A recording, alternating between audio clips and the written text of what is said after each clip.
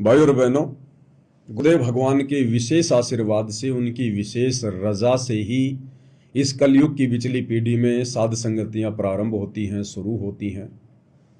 अन्यथा भाई और बहनों, ये साध संगतियां आज से पहले नहीं थी, क्योंकि आज से पहले सोशल मीडिया नहीं थी। ना त्रेता में साध संगतियां हुआ करती थी, ना द्वापर में हुआ करती थी, ना सतयुग में हुआ करती थी। क्योंकि इन तीनों युगों में आप और हमें ऑलरेडी इतने सुख प्राप्त होते हैं, हमारे पास में इतना भक्ति धन जमा होता है कि हम साधु संतों को विशेष आदर सम्मान से तो लेते हैं, परंतु आत्मिक दृष्टि से हम उनको विशेष महत्व नहीं देते। क्योंकि उन युगों में कोई भी आत्मा अपना आत्म कल्याण करवाना ही नहीं चाहती। उन्हें यह पृथ्वी लोक ही स्वर्ग जैसा दिखाई देता है। उनमें पूर्व जन्म की भक्ति से कुछ सिद्धियां भी होती हैं, जिस कारण से उनके कार्य ऑटोमेटिक स्वयं सिद्ध होते रहते थे।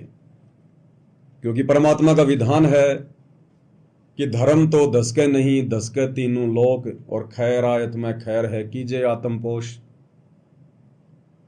वो आत्माएं भक्ति भाव से युक्त होती थी, पूर्व जन्म की बैटरी चार्ज होती थी, और फिर साधु संत महात्मा उस समय जो परमात्मा की तलाश में निकले हुए होते थे, वो भी भक्ति युक्त होते थे। उनके आशीर्वाद से भी तुरंत उनको लाभ मिल जाते थे, राहत प्राप्त हो जाती थी। जिस कारण से वो पूर्ण संत कौन है, आधा अधूरा संत कौन है, पहचान नहीं कर पाती थी। ऊपर से गीता जी, चारों वेद, 18 पुराण, 6 शास्त्र ये लिपिबद्ध नहीं थे, आम व्यक्ति की पहुंच से बहुत दूर थे। केवल एक वर्ण विशेष ही इनको पढ़ने का अधिकार समझा करता था, जिसको ब्राह्मण वर्ण कहते हैं। आम व्यक्ति को तो शिक्षा ग्रहण करने तक का भी अधिकार नहीं था। जिस कारण से जैसा जिसने बता दिया अध्यात्म के बारे में, भक्ति के बारे में, वैसा ही लोगों ने स्वीकार कर लिया। और परमात्मा उन युगों में ज्यादा दबाव भी नहीं दिया करते थे, आत्मा को ज्यादा प्रेशर भी नहीं दिया करते थे, जितना आज परमेश्वर बार बार हमें भक्ति के लिए कह रहे हैं। आंखों में आंसू भर भर के हमारे से प्रार्थनाएं कर रहे हैं, क्योंकि मालिक को पता था कि ये आत्माएं नहीं मानने वाली हैं। अभी वो ठीक का समय नहीं है जो कलयुग की बिचली पीढ़ी का निश्चित किया हुआ था। और यह समय परमात्मा ने इसीलिए निश्चित किया था कि इनके पास में जितनी भी भक्ति कमाई है, इन 3 युगों में खा लेंगे, खर्च कर लेंगे, और जब चौथा युग कलयुग आएगा तो धीरे धीरे इनकी बैटरी डिस्चार्ज होना शुरू हो जाएगी। और जब इस आत्मा के पुण्य समाप्त होते हैं और जब पाप कर्म उजागर होते हैं, तो पाप कर्मों के कारण फिर उसके ऊपर संकट आएंगे, दुख आएंगे, परेशानियां आएंगी, रोजी रोटी तक के लाले पड़ जाएंगे। उस समय फिर ये आत्मा परमात्मा को याद करेगी। उस समय इस आत्मा को परमात्मा की खोज शुरू होती है।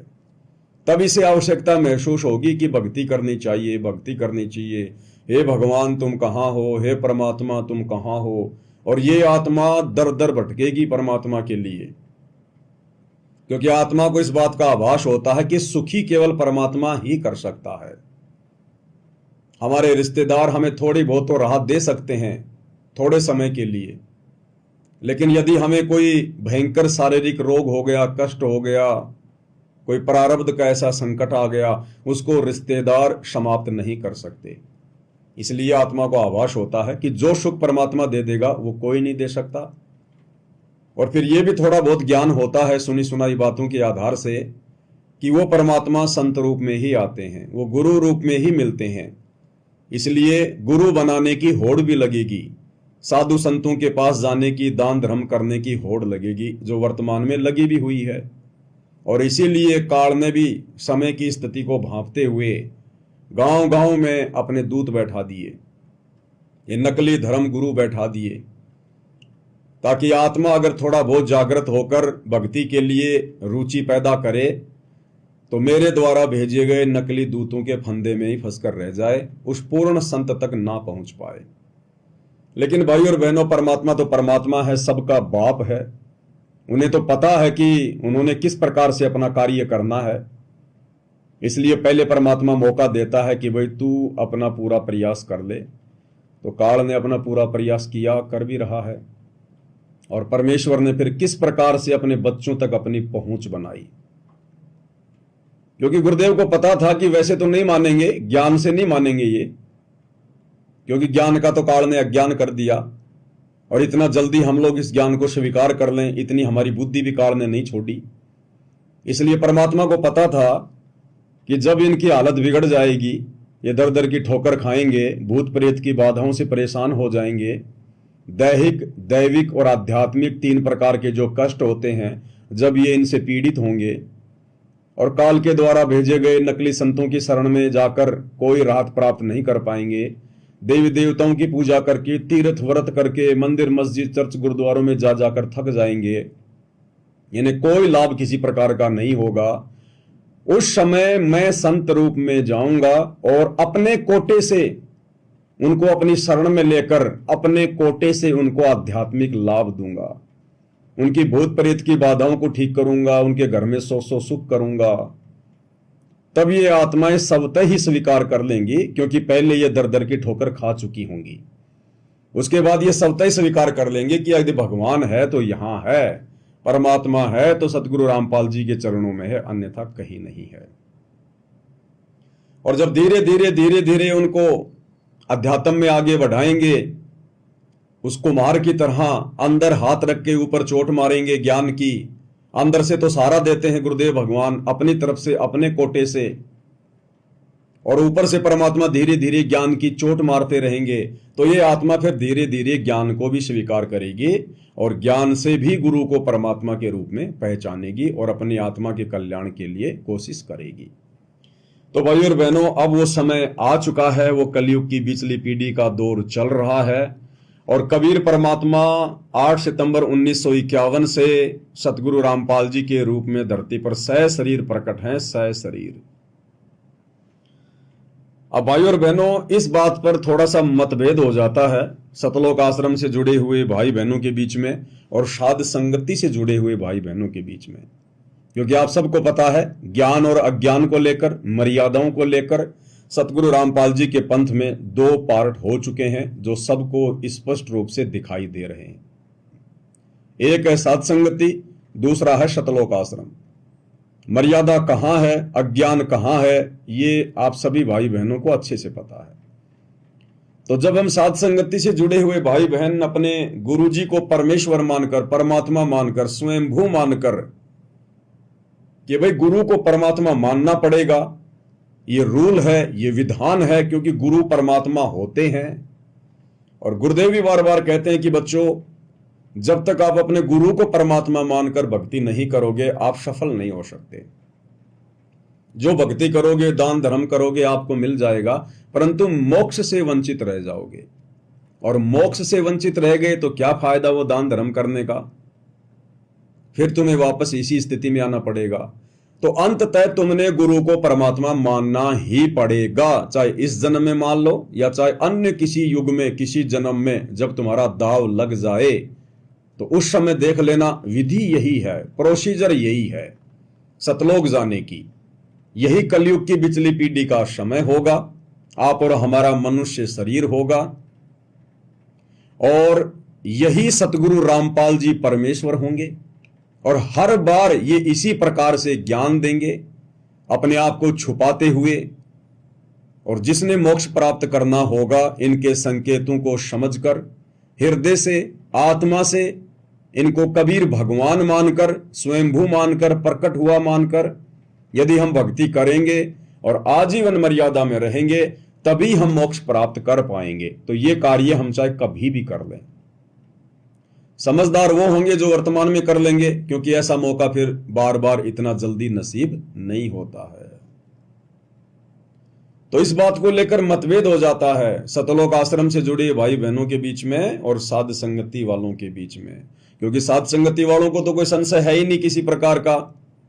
हमें तो हृदय से इस बात का आभास हो चुका है कि एकमात्र परमेश्वर, सारी सृष्टि के सर्जनहार, सबका भरण पोषण करने वाले, सबके कार्य सिद्ध करने वाले, उनके कर्मों अनुसार, उनके प्रारब्ध अनुसार केवल सतगुरु रामपाल जी ही हैं।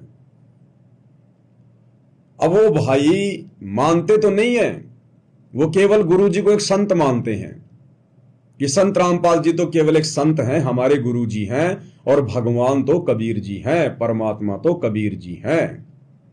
गुरु परमात्मा नहीं होता।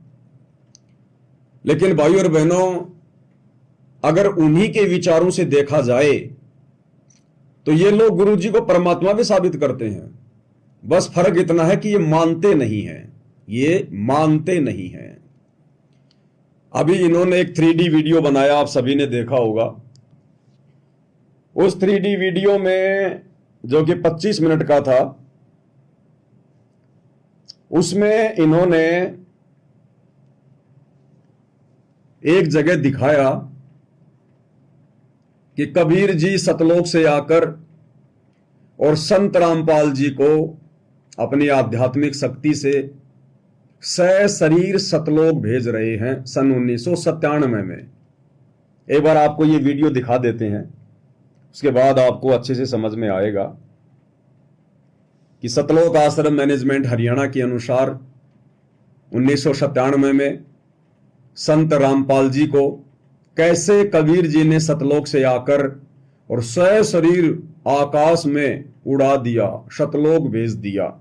एक बार देख लीजिए ताकि विश्वास हो जाए। प्रकार कबीर परमात्मा संत रामपाल जी महाराज जी को सशरीर सतलोक भेज देते। इस प्रकार कबीर परमात्मा संत रामपाल जी महाराज जी को सशरीर सतलोक भेज देते और स्वयं सर्व सृष्टि रचनहार कबीर परमात्मा संत रामपाल जी महाराज जी के रूप में संपूर्ण संसार का उद्धार करने के उद्देश्य से इस पवित्र मिशन पर निकल पड़ते हैं। इस प्रकार कबीर परमात्मा संत रामपाल जी महाराज जी को सशरीर सतलोक भेज देते। तो सुना भाई और बहनों, आपने कितना जबरदस्त वीडियो बनाया इन लोगों ने, संत और परमात्मा का अद्भुत मिलन। और ये लोग खुद ही साबित कर रहे हैं कि 1997 में कबीर जी ने संत रामपाल जी को सशरीर सतलोक भेज दिया। और हम कह रहे हैं कि सतगुरु रामपाल जी 8 सितंबर 1951 को सशरीर आए थे, ये नहीं मानते। तो विचार करो भाई और बहनों, चलो इनके अनुसार ही सोचते हैं, हम इनके अनुसार ही सोचते हैं। गुरु को थोड़ी देर के लिए अलग मान लेते हैं और कबीर जी को अलग मान लेते हैं। अगर 1997 में कबीर जी संत रामपाल जी को सशरीर सतलोक भेज सकते हैं, तो 8 सितंबर 1951 को वही कबीर जी संत रामपाल जी को सशरीर धरती पर क्यों नहीं भेज सकते? भाई तुम लोगों ने ये तो दिखा दिया, संत रामपाल जी को बादलों में उड़ता हुआ भी दिखा दिया, और तुमने वीडियो भी बना दी, प्रमाण भी बन गया। तो जो कबीर जी संत रामपाल जी को 1997 में सशरीर सतलोक भेज सकते हैं, और आप लोगों के अनुसार कबीर जी ने संत रामपाल जी को भेजा, तो वही कबीर जी 8 सितंबर 1951 को संत रामपाल जी को सशरीर क्यों नहीं भेज सकते? अब आप लोग कहोगे नहीं जी, ये किसने देखा? उनका तो जन्म हुआ है मां के गर्भ से। किसने देखा कि संत रामपाल जी मां के जो है वो गर्भ से ना आकर सशरीर प्रकट हुए हैं? किसी ने देखा ही नहीं। तो भाई देखा तो 1997 में भी किसी ने नहीं था, जब कबीर जी ने संत रामपाल जी को सशरीर सतलोक भेजा था। वो किसने देखा था बताओ? अगर 8 सितंबर 1951 को किसी ने संत रामपाल जी को धरती पर सशरीर आते हुए नहीं देखा, अगर इसी आधार से आप लोग कह रहे हो कि हम नहीं मानेंगे क्योंकि किसी ने देखा ही नहीं उनको सशरीर आते हुए, तो 1997 में आप लोगों के अनुसार कबीर जी ने संत रामपाल जी को सहशरीर सतलोक भेजा, वो किसने देखा? फिर वो क्यों मान रहे हो आप लोग? वो क्यों मान लिया आप लोगों ने ये वीडियो देख के? तो भाइयों और बहनों, इन आत्माओं से ही परमात्मा ये साबित करवा रहे हैं कि संत रामपाल जी स्वयं कबीर परमेश्वर हैं और सहशरीर सतलोक से चलकर 8 सितंबर 1951 को धरती पर प्रकट हुए हैं। फर्क इतना है कि ये आत्माएं जो सतलोक आश्रमों से जुड़ी हुई हैं, ये अपने गुरु को कबीर जी नहीं मानती, जिस कारण से ये थोड़ा सा विचलित हैं, भ्रमित हैं। और भाइयों और बहनों, छोटी मोटी गलती नहीं है कोई, यही एकमात्र वो गलती है जिस गलती को बार बार दोहराने के कारण आप और हम सभी भाई बहन असंख्य युगों से इस परमेश्वर की शरण ग्रहण करने के बावजूद भी मोक्ष प्राप्त नहीं कर पा रहे, क्योंकि हमने कभी भी गुरु रूप में आए हुए कबीर जी को परमात्मा नहीं माना। और इतिहास उठा के देख लो भाइयों और बहनों, सतयुग से लेकर इस परमात्मा ने कभी किसी को नहीं भेजा। ये परमात्मा स्वयं ही सतलोक से अवतरित होते हैं और हर युग में ये परमात्मा गुरु की भूमिका करते हैं, सतगुरु की भूमिका करते हैं, एक संत की भूमिका करते हैं। सतयुग में स्वयं कबीर परमात्मा सत सुकृत ऋषि के नाम से आए, लेकिन भूमिका की एक गुरु की, सतगुरु की, मार्गदर्शक की, और अपने आप को छुपाया करते थे। अगर डायरेक्ट कह दे कि मैं परमात्मा हूं, मैं भगवान हूं, तो कोई भी स्वीकार ना करे, कोई ज्ञान भी सुनना पसंद ना करे। इसलिए मजबूरीवश, और दूसरा वो ठीक का समय नहीं होता, जिस कारण से परमेश्वर आत्माओं के हृदय में भक्ति की ज्योत जलाते हैं और गुरु रूप में आकर ज्ञान देते हैं। जिस कारण से सतयुग के प्राणियों ने यह नहीं माना कि ये जो सतसुकृत है, जो गुरु रूप में आया हुआ है, ये परमात्मा हो सकता है, भगवान हो सकता है। भगवान फिर भी हमने ब्रह्मा विष्णु महेश को ही माना। फिर त्रेता युग में वही कबीर परमात्मा मुनिंदर ऋषि के नाम से आए और एक गुरु बनकर, एक संत बनकर, सतगुरु बनकर अपना तत्व ज्ञान प्रचार किया। लेकिन त्रेता युग में भी किसी ने उनको परमात्मा के रूप में स्वीकार नहीं किया। एक अच्छा मार्गदर्शक मानकर कि ज्ञान अच्छा देता है, इससे नाम लेने के बाद में फायदे हो जाते हैं, लाभ होते हैं, लेकिन परमात्मा नहीं माना और मोक्ष से वंचित रहे। यही गलती द्वापर में आत्माओं ने की, जब ये कबीर भगवान करुणामय ऋषि के नाम से आए, संत रूप में, सतगुरु रूप में अपना ज्ञान देने लगे। उस समय भी किसी ने इनको परमेश्वर के रूप में स्वीकार नहीं किया। ब्रह्मा विष्णु महेश को ही परमात्मा, परमेश्वर, भगवान, गोविंद मानते रहे और इनको केवल एक संत समझकर, एक ऋषि समझकर, एक गुरु समझकर छोड़ दिया और मोक्ष से वंचित रहे। और यही गलती भाइयों और बहनों हमने कलयुग की प्रथम पीढ़ी में, आज से लगभग 650 साल के आसपास, यही कबीर परमात्मा सतगुरु रामपाल जी जब गुरु रूप में आए, हमने इनको परमात्मा के रूप में स्वीकार नहीं किया। सबसे बड़ी गलती हमारी यही रही, जबकि उस समय आप और हम आत्माएं इतनी विकारी नहीं थी। हम बड़े विश्वासी भी थे, निर्विकार भी थे, हमारी सोच भी अच्छी थी, हमारा हृदय भी साफ था, आत्मा भी निर्मल थी, हमारे पास में भक्ति कमाई भी थी। लेकिन कबीर जी को केवल एक संत मान लिया, एक गुरु मान लिया, एक जो है कवि मान लिया, परमात्मा नहीं मान पाए और मोक्ष से वंचित रहे। फिर वही कबीर परमात्मा आज से 300 साल पहले आदरणीय गरीबदास जी के रूप में आए और वही तत्व ज्ञान, वही अमर ज्ञान, वही सौ सुख उन्होंने उस समय की आत्माओं को दिया। परंतु फिर वही गलती हमने कर दी, घर का जोगी जोगना, बाहर का जोगी सिद्ध। हम उनको गुरु रूप में ही स्वीकार करते रहे, परमात्मा नहीं माने। और यदि उन्होंने कोशिश की कभी अपने आप को इस प्रकार से जाहिर करने की, तो लोगों ने उनको बावड़िया कहना शुरू कर दिया। बावड़िया। परमात्मा कहते हैं जीव जो ना सत्संग में आया, जीव जो ना सत्संग में आया, भेद ना उसे भजन का पाया, भेद ना उसे भजन का पाया।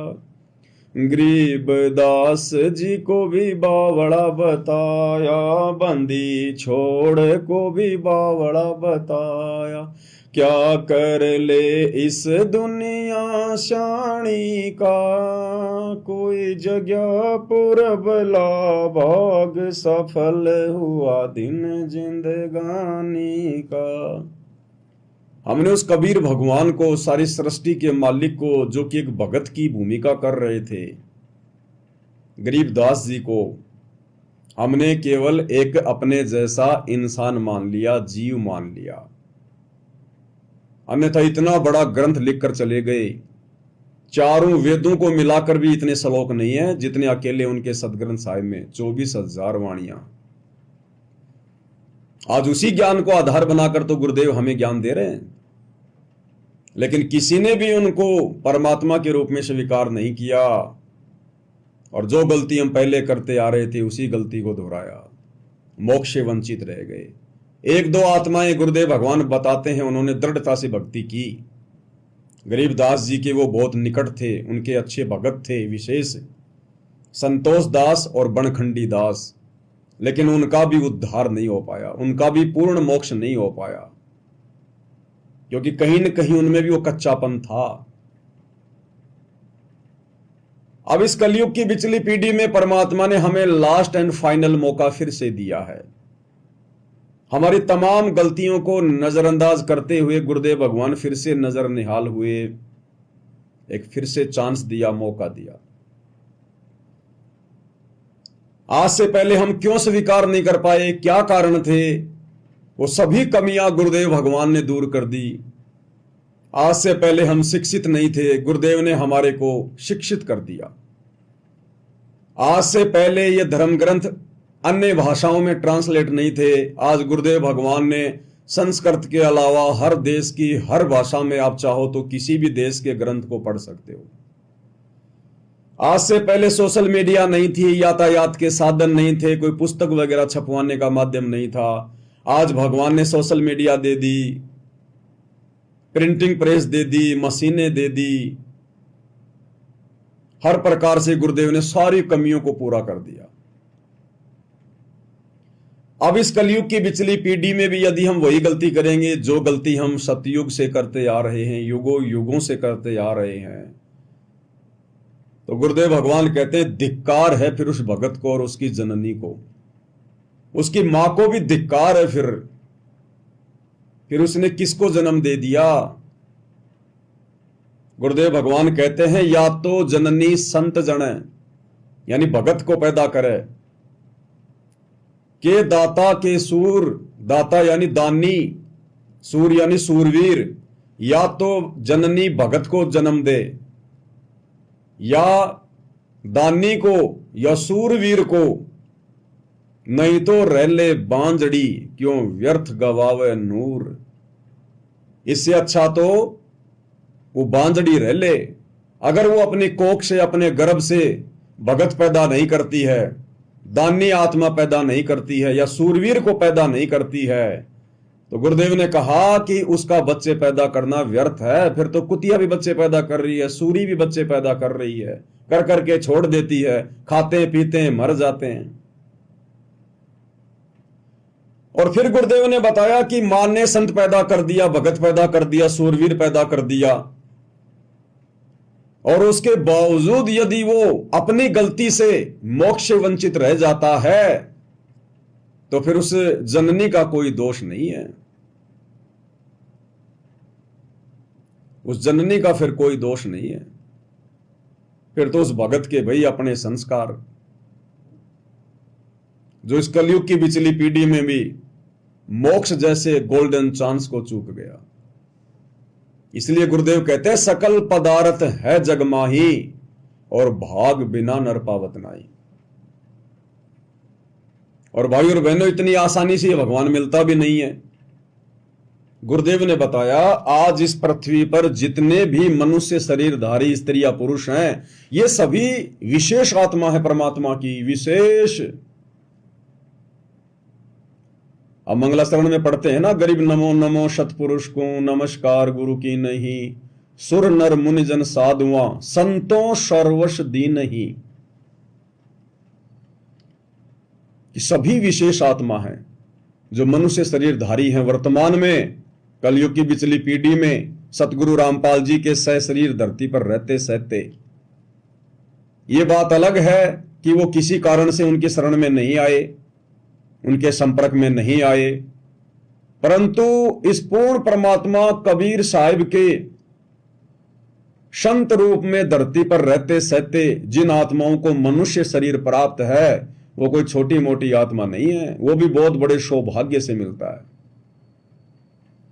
और जिनको शरण प्राप्त हो जाती है ऐसे महान सतगुरु की, परमात्मा कहते हैं उनका तो कहना ही क्या, उनके तो युगों युगों के कोई संस्कार इकट्ठे हो रहे हैं, युगों युगों के इतने ढेर थे हमारे। परमात्मा कहते हैं पुण्य पुंज बिना मिले न संता। पुण्य पुंज, पुंज यानी ढेर, समूह, हमारे जन्मों के, जन्म जन्मों के पुण्य, अच्छे भक्ति संस्कार जब जमा हो जाते हैं तब जाकर कहीं पूर्ण संत मिलता है।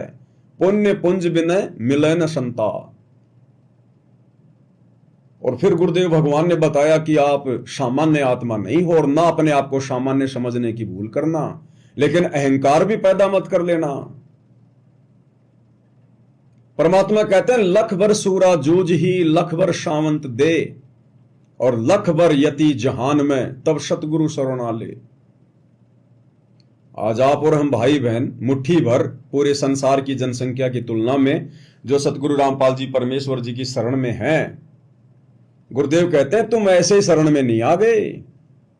लख भर सूरा जूझ ही, आप आत्माएं लाखों बार सूरवीर महापुरुषों के जन्म प्राप्त कर चुके हैं। सूरवीर महापुरुषों के लाखों, तब जाकर ये परमात्मा ऐसी आत्माओं को अपनी शरण में लेता है।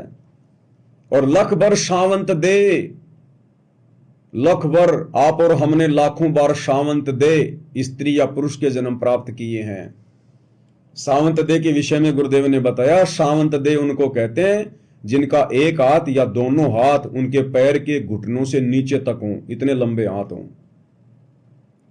वो सावंत दे वाला जो स्त्री या पुरुष होता है वो बहुत ज्यादा भक्ति का धनी होता है, उसके पास बहुत ज्यादा पुण्य होते हैं, बहुत अधीन होता है वो। और लख भर यति जहान में तब सतगुरु शरणा ले।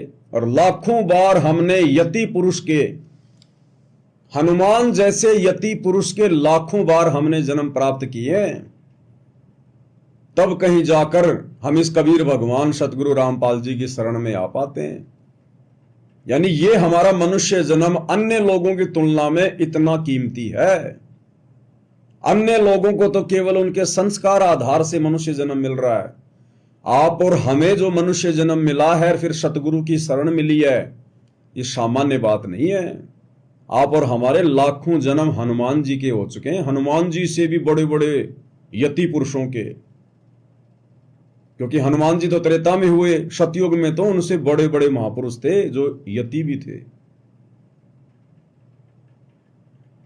हमें गुरुदेव भगवान क्या कहते हैं, तेरे 18 करोड़ राम हो जालिए जीत जीत के जंग ने। और संध्या आरती में भी हम पढ़ते हैं कि भाई इतने राम होके जा लिए, इतने श्री कृष्ण होके जा लिए, इतनी राधा होके जा ली। तो एक शब्द में गुरुदेव कहते हैं ना, तेरे 18 करोड़ राम हो जा लिए जीत जीत के जंग ने। जब 18 करोड़ राम हो चुके हैं, वैसे तो अरबों खरबों नील संग पदम हो चुके हैं, कोई गिनती नहीं है। ये पता नहीं परमात्मा कौन कौन से जन्मों की, कौन कौन से युगों की और कितने युगों को मिलाकर और कब से परमात्मा काउंट करके बता रहे हैं। बाकी तो अरबों खरबों शंख नील पदम गिनती नहीं, इतने रामकृष्ण हो चुके हैं, जा चुके हैं। तो जैसा कि शब्द में कहा गया है, तेरे 18 करोड़ राम हो जा लिए जीत जीत के जंग ने। तो 18 करोड़ हनुमान भी तो हुए हैं, क्योंकि हर बार एक राम आता है तो एक हनुमान भी आता है। तो 18 करोड़ हनुमान भी तो हो चुके हैं, और हर बार आत्माएं चेंज हो के आती हैं। जो आत्मा हनुमान का जीवन भोग गई है, फिर वो दूसरी योनियों में चली जाती है, फिर नई आत्मा को ये काल हनुमान बना के भेज देता है। तो आप और हम ही वो आत्माएं हैं जो हनुमान के भी जन्म भोग चुकी हैं। हम हनुमान भी रह चुके हैं, श्री राम भी रह चुके हैं, श्री कृष्ण जी के पद पे भी रह चुके हैं, बारंबार हम काल के अवतार बन के भी आ चुके हैं, हम ब्रह्मा विष्णु महेश की पदवी भी प्राप्त कर चुके हैं। हम सारी प्रोसीजर को पार कर चुके हैं, सारी प्रोसीजर को। इस सृष्टि के 21 ब्रह्मांड के सारे जन्म भोग चुके हैं, सारे।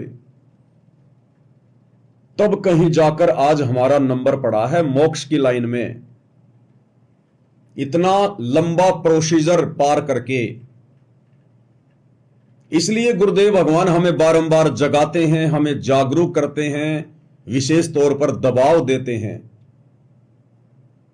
कि पुण्यात्माओं, ये मौका मत चूको, तुम्हारा बिल्ली का भाग का छिक्का टूटा है, समझा है तो सिर धर पांव, भौर नहीं रे ऐसा दाव। तुम ये मत देखो कि मैं गरीब हूं, मेरे पास को ठीक ठाक रोजगार भी नहीं है, मेरे बच्चे भी अच्छी स्कूल में नहीं पढ़ते हैं, मेरे घर में वो भौतिक सुख सुविधा भी नहीं है जो एक आम व्यक्ति के घर में होनी चाहिए। गुरुदेव कहते हैं इन चीजों की तरफ मत देखो, इन चीजों का कोई लेना देना नहीं है। अगर देना होगा तो परमात्मा चुटकी में दे देगा, चुटकी में। लेकिन ये तो काल की बेड़ियां हैं, काल की बेड़ियां, भक्ति कर ही नहीं पाएंगे हम। ये चीजें तो परमात्मा ने जानबूझकर आप और हमारे जीवन से हटाई हैं, डिलीट की हैं, ताकि हम भक्ति कर सकें। अन्यथा ये चीजें, भौतिक सुख सुविधा तो बकवाद करवाएंगी, बकवाद। आज आप दुख में हैं, गरीबी में हैं, थोड़ी बहुत दिक्कत है, परेशानी है, हमें बार बार परमात्मा याद आ रहा है, भगवान याद आ रहा है। गरीब आदमी को रिश्तेदार भी ज्यादा महत्व नहीं देता, उसके यार दोस्त भी ज्यादा नहीं बनते। अगर आज हमारे पास पैसा होता तो रिश्तेदारों का घर में आना जाना लगा होता, हमारे दुनिया भर के यार दोस्त होते खाने पीने के लिए, खर्चा करवाने के लिए। भक्ति क्या हम खाक करते, दारू के ठेकों पे बैठे होते।